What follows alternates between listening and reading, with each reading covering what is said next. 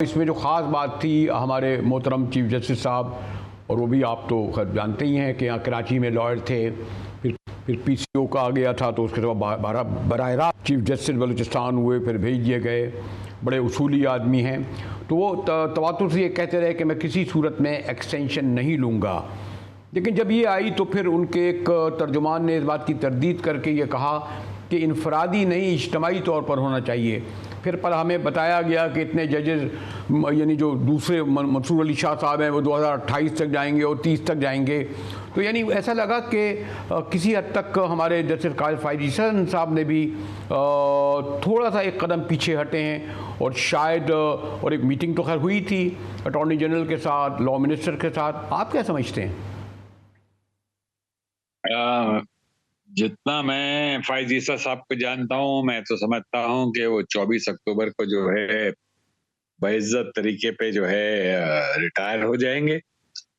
मैं नहीं समझता कि वो अगर मजमूई तौर पे एक्सटेंशन भी होती है तो ईसा साहब देंगे।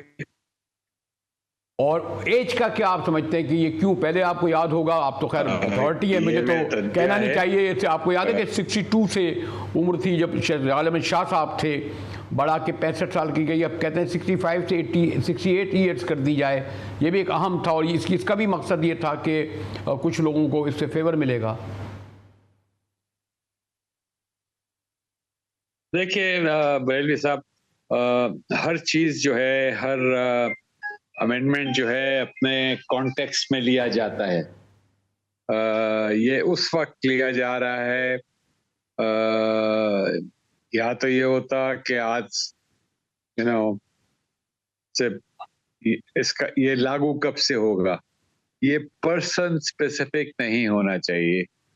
उसमें फिर बहुत सी कंट्रोवर्सीज अराइज करती हैं। तो मैं नहीं समझता, इन प्रिंसिपल अगर 65 से 68 हो जाए, अब अमेरिका के अंदर लाइफ टाइम है। लेकिन इस वक्त this is it reeks of you know person specific legislation जो नहीं होनी चाहिए।